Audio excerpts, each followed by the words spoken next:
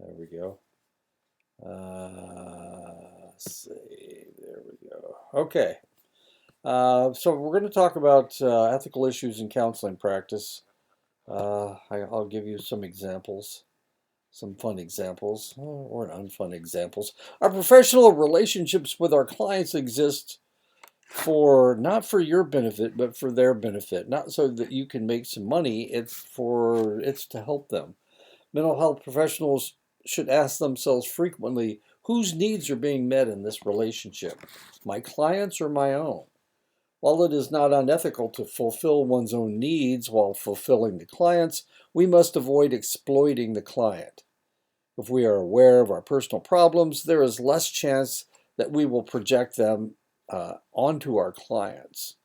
And of course, that's always a potential problem. And that's what I've been talking about. And this is one of the reasons that an individual needs to be as healthy as they possibly can, mentally healthy as they possibly can be, so that they won't exploit their clients. They won't try to help them more than they're helping their clients.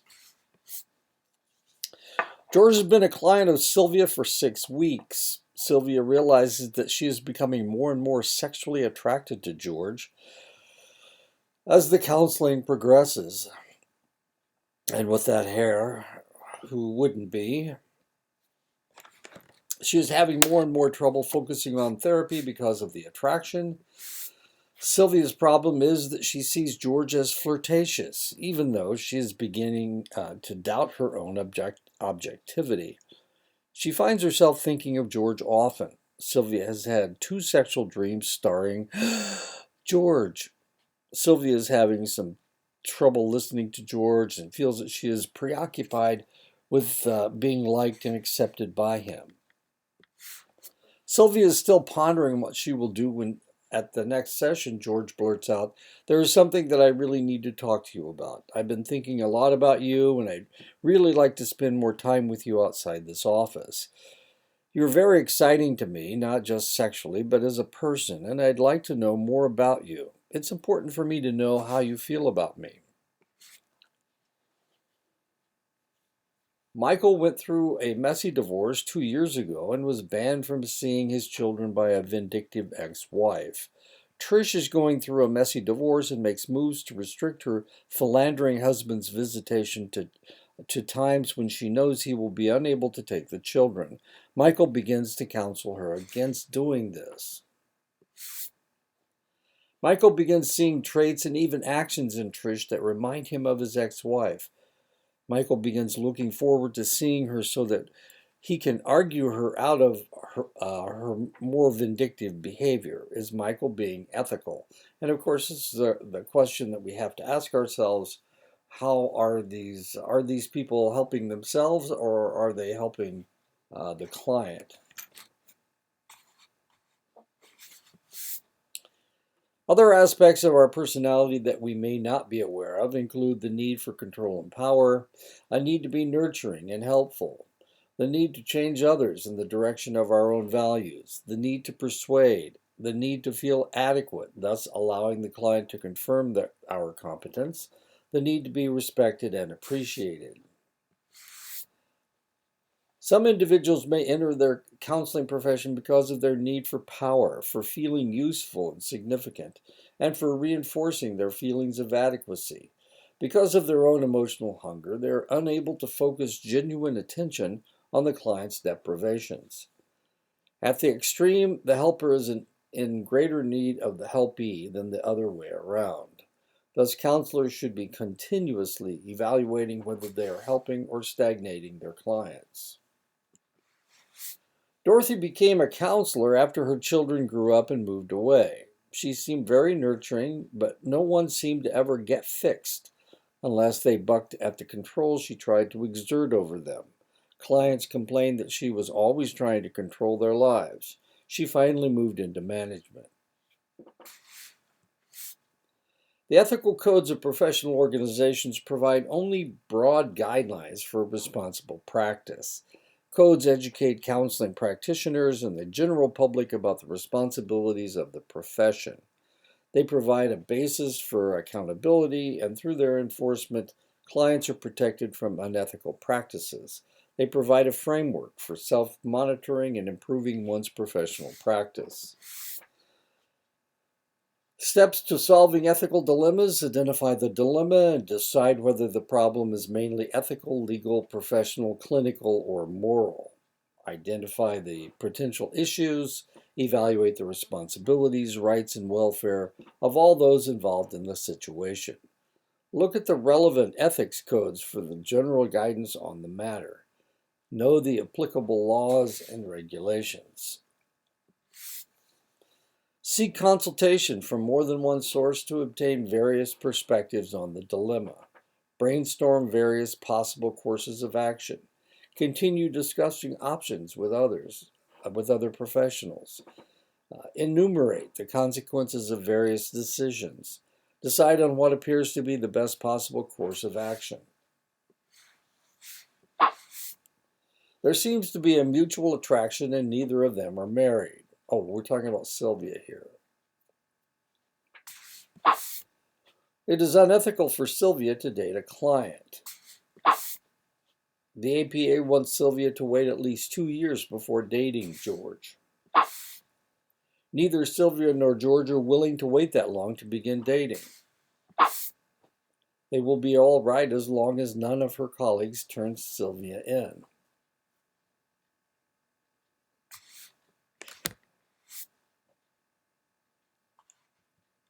Okay.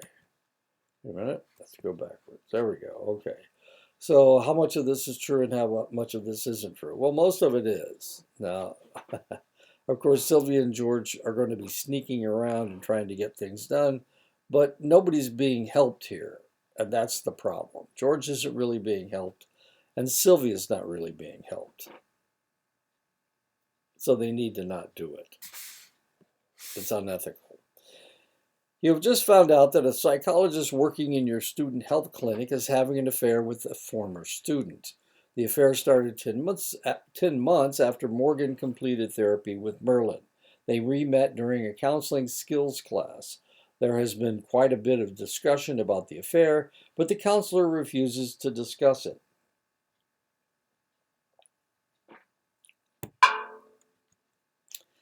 Some of your colleagues wonder if the affair violates professional ethics. The head of the counseling department is making noise about whether the affair violates the ethics of the student-teacher relationship. The situation comes out in a staff meeting and Merlin asks for advice. The head of the department has asked for a formal explanation. Okay, so the question is, what do you do? And the answer is, the APA wants you to wait for 2 years. These guys have only been waiting for 10 months before they start their affair. What they need to do is cool it. It's unethical. You've heard cruel, racist jokes in the hallways of your agency. Josiah seems to be the one of the prime off-color jokers, targeting women and Native Americans primarily. In case management meetings, you note that he has several clients who are Native American women. What do you do? And the answer is,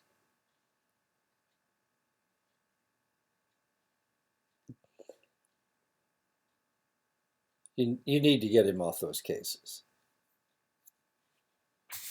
And he also needs to grow up and stop telling stupid jokes. It is a counselor's responsibility to empower the clients to make informed choices by providing them with information. Aspects of informed consent include the general goals of counseling, the responsibilities of the counselor toward the client, the responsibility of the client, limitations of and expectations to confidentiality, the qualifications and background of the practitioner, the fees involved, the services the client can expect. And that is informed consent. Why does it not go backwards? Okay, there we go. I understand now. Okay. So it's the counselor's responsibility to give all that information to the client. And that's what informed consent is. The challenge of fulfilling the spirit of informed consent is to strike a balance between giving clients too much information and giving them too little. It is important that clients are made aware of the limits of confidentiality before any serious disclosures take place. However, the counselor must also be aware that inundating clients with information may be counterproductive. There may be so much information that the client doesn't get most of it. Jocko and Toy have been dating since the third grade. Jocko was 15 and Toy is 14. Jocko has been coming in to see you about anger issues. Jocko was caught at a football game altercation. The instigators escaped punishment, and the police picked up anyone in the area. He really doesn't seem to have any serious anger problems. This is the first time Toy has come in with Jocko. Jocko thought that it would be a good idea for her to talk to you, kind of as a preemptive counseling for the abortion she is going to have. When you ask them if their parents are aware of the dilemma, they answer, "No, you're not going to tell them, are you? Unfortunately, your state has parental rights disclosure law, and you have no choice but to inform them." Whoops.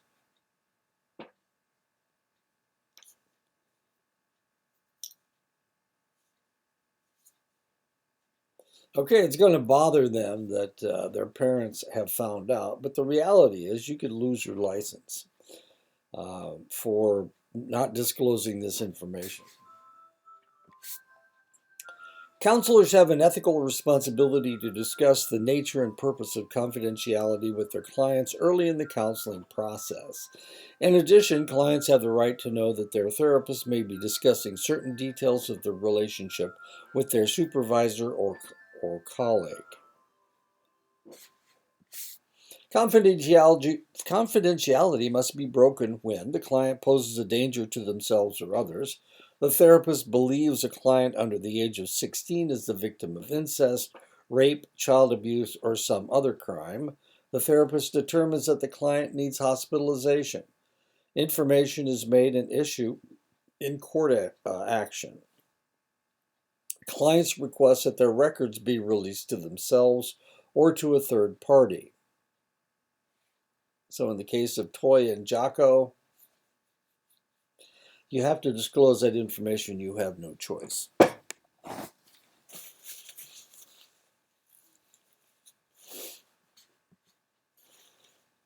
Janny is 15 and has been seeing you for 3 months.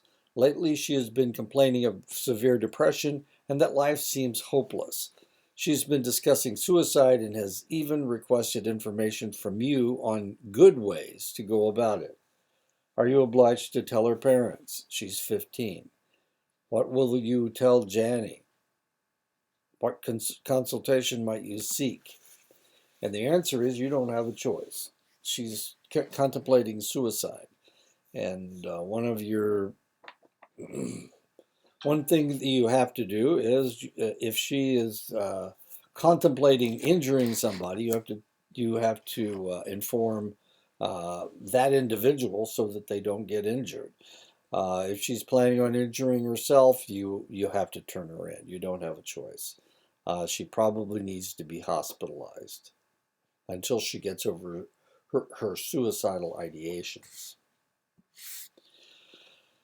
Thomas has disclosed to you that he has stolen some expensive laboratory equipment from the college where you work.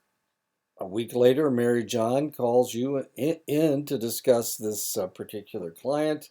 What will you tell the dean? What do you not tell the dean? And the answer is you got to tell her.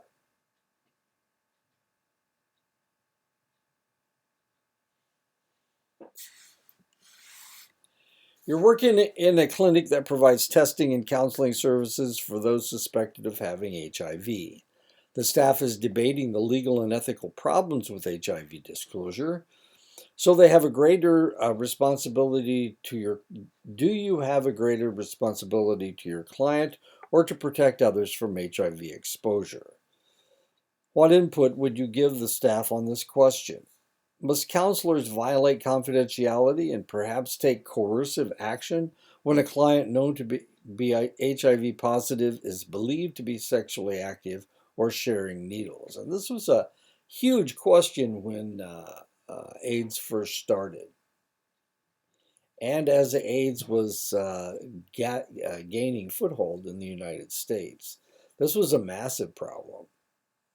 And the question was, is it the doctor's responsibility to tell the community that this person has AIDS, or does patient doctor confidentiality take precedence? This became huge, and it's still not really resolved. You've been treating Jasmine for anger issues. Just as you think you are making progress, Jasmine discloses to you that she is planning on doing serious harm to a fellow student. What would you tell your client? How would you proceed?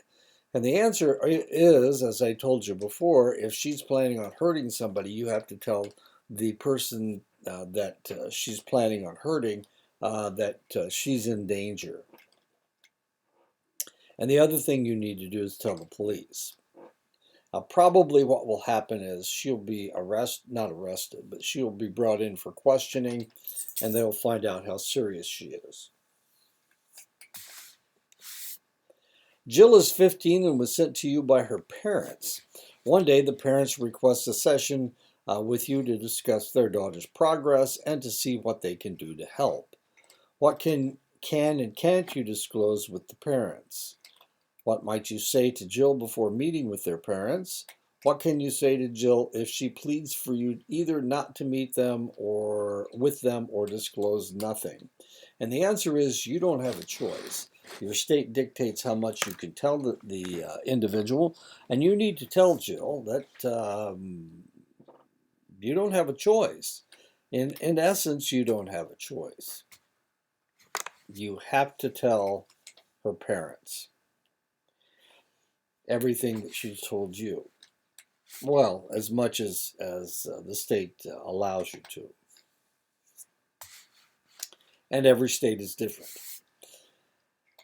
Individuals are best understood by taking into consideration cultural and environmental variables. Some of the values of contemporary counseling theories include an emphasis on individualism, the separate existence of the self, individuation as the foundation of maturity, and decision making and responsibility as resting with the individual rather than the group. Multicultural counselors often view individuals in the context of the family and the culture, and their aim is to facilitate social action that will lead to change within the client's community rather than merely increasing the individual's insight. The purpose of diagnosis in counseling and psychotherapy is to identify disruptions in a client's present behavior and lifestyle. Once problem areas are clearly identified, the counselor and the client are able to establish the goals of the therapy process, and then a treatment plan can be tailored to the unique needs of the client. Diagnosis is done using the DSM-5. So I need to change that. Should be a 5. There we go.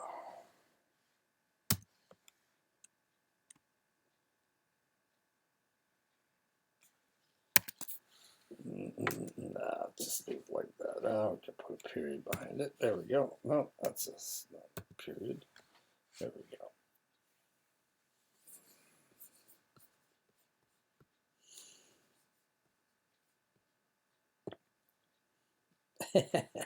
What am I doing? Okay. Okay, DSM-5. Certain behaviors and personality styles may be labeled neurotic or deviant simply because they are not characteristics of the dominant culture. Thus, counselors who work with African Americans, Asian Americans, Latinos, and Native Americans may erroneously conclude that a client is repressed, inhibited, passive, and unmotivated. These attributes seem undesirable by Western standards, but they may be okay for someone who's not Western. The collaborative perspective that involves a client as an active participant in the therapy process implies that both the therapist and the client are engaged in a search and discovery process from the first session to the last. What is going on in the client's life now? What does the client see as their problem? How does the client's culture view the circumstance surrounding the problem? What are the client's strengths and limitations? Is the client the same in the counseling setting as outside of therapy? Is the diagnosis an acceptable situation in the client's culture?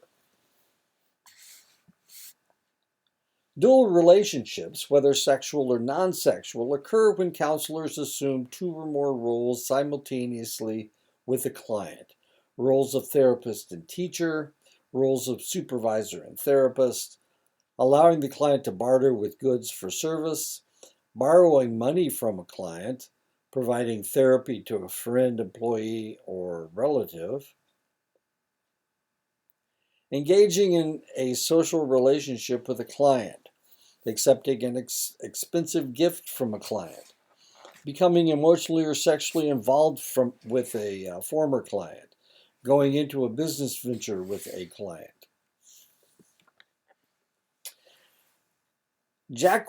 Jacqueline is cash poor but has many nice things. She barters a $30,000 vase for a year's worth of counseling. You agree but can't find a market for the vase. Jacqueline expects instant access whenever she feels she needs help. Since her counselor can't sell the vase, she feels that she is giving Jacqueline free counseling. Both parties feel cheated. Bertha allowed her therapist to get in on the ground floor of her computer business. Now, when she comes in for an appointment, the first thing she asks is how their stock is doing. The therapist is having a hard time concentrating on Bertha and not his money when she is in session. Bertha feels that the therapist is only helping her to support his investment. Jobert and Tallulah. Jobert became a therapist because he needed to be needed. He always had trouble with women because they didn't seem to need him enough. When he first met Tallulah, she was enmeshed in her husband's life that she was like a boa constrictor to him. Jobert counseled that they break up and took up with her soon afterwards. Now Jobert's colleagues are starting to talk about Jobert's sex slave. Set healthy boundaries early in the therapeutic relationship. Consult with fellow professionals as a way to maintain objectivity and identify unanticipated difficulties. When there is a possibility of a dual relationship developing, work under supervision. Throughout the process, self-monitoring is critical. While person-centered and existential therapists do not use testing, for other therapists, testing can be a valuable diagnostic tool.